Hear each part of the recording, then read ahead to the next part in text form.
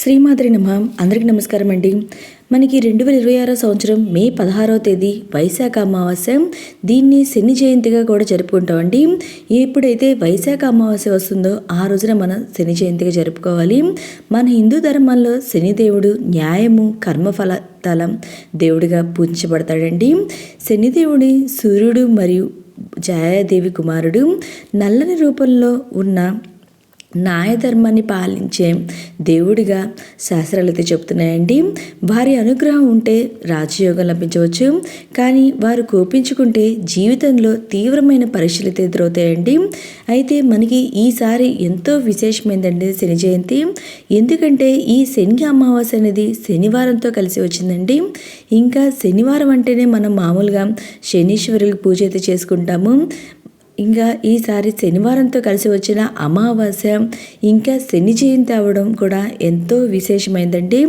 అయితే ఈరోజు పూజ ఎలా చేసుకోవాలి, అసలు అమావాస్య తిథి ఎప్పటి నుండి ప్రారంభమై ఎప్పటి వరకు ఉంది, ఈరోజు పాటించవలసిన నియమాలు ఏంటి, ఇంకా మన శని దోషం నుండి శని బాధల నుండి విముక్తి పొందడానికి ఈరోజు ఏ దానాలు చేయాలి, ఏ పనులు చేయాలి అనే అన్ని విషయాలు కూడా ఈ వీడియోలో తెలియజేస్తాయండి.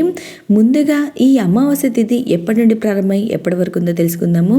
వైశాఖ అమావాస్య మనకి అమావాస్య తిథి ప్రారంభం వచ్చి 2026 సంవత్సరం మే 16వ తేదీ అనగా శనివారం రోజున తెల్లవారుజామున 4:08 ప్రారంభమయ్యి 2026 సంవత్సరం మే 17వ తేదీ అనగా ఆదివారం తెల్లవారుజామున అంటే మనకి శనివారం రోజు అర్ధరాత్రి 1:57 వరకు అయితే మనకి అమావాస్య తిథి అయితే ఉంటుందండి.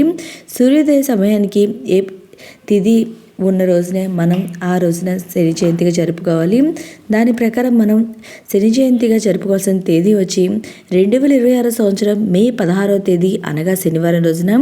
ఈ రోజున ఉదయాన్నే స్నానం ఆచరించి శనేశ్వరికి పూజ చేయడం వల్ల శని మహాదశ నుంచి ఉపశమనం అయితే లభించి జీవితంలో సుఖ సంతోషత అయితే లభిస్తాయని పండితులు అయితే చెప్తున్నారండి. ఈ రోజున తెల్లవారుజామున నిద్రలేచి స్నానం చేసి నల్లని రంగు దుస్తులను లేదా నీలిరంగు దుస్తులను ధరించాలి.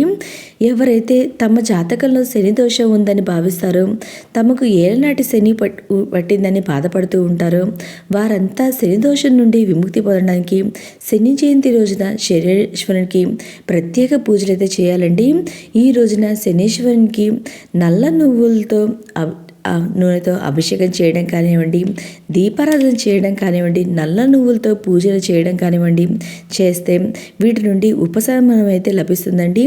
మనకి ప్రతి శివాలయంలో కూడా శనీశ్వరుని దేవాలయం శనీశ్వర విగ్రహం అయితే ఉంటుంది కదండి. మీరే అక్కడికి వెళ్ళైతే శనీశ్వరికి తైలాభిషేకం ఇలాంటివన్నీ దీపారాధన అనేది చేయొచ్చండి.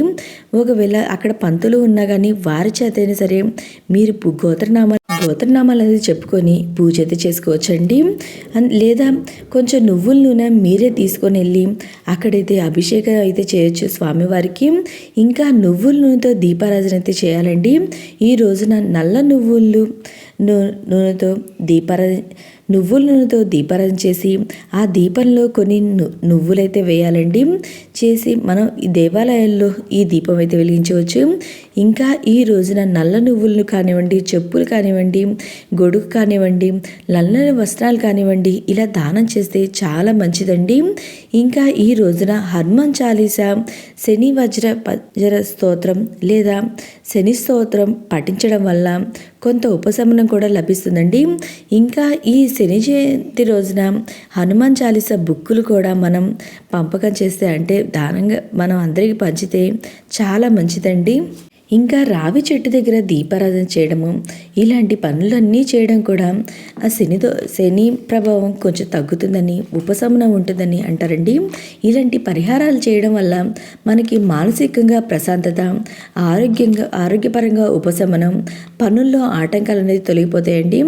ఆర్థిక అభివృద్ధి అనేది కలుగుతుంది. ఈసారి చాలా విశేషమైనదండి ఈ శని జయంతి. ఎందుకంటే వైశాఖ అమావాస్య ఏ రోజున వస్తే ఆ రోజు మనం శనీశ్వర జయంతిగా జరుపుకుంటాము. కానీ ఈసారి ఎంతో విశేషంగా అమావాస్య అనేది శనివారంతో కలిసి రావడం, శని అమావాస్య అవ్వడం కూడా ప్రత్యేకమైంది. ప్రతి ఒక్కరూ కూడా ఆ శనీశ్వరుడి దేవాలయానికి వెళ్ళి పూజ అనేది చేసుకోండి. నూనెతో అభిషేకం అని చేయండి, లేదా దీపం అన్న వెలిగించి రండి, చాలా మంచిది. ఓకే అండి, మీకు ఇంకేమైనా సందేహాలు ఉంటే నా కమెంట్ బాక్స్లో కమెంట్ చేయండి, నేను ప్రతి ఒక్కరికి రిప్లై ఇస్తాను. మీకు ఈ వీడియో నచ్చినట్టయితే లైక్ చేయండి, మీ ఫ్రెండ్స్ అండ్ ఫ్యామిలీ మెంబర్కి షేర్ చేయండి. Thank you for watching.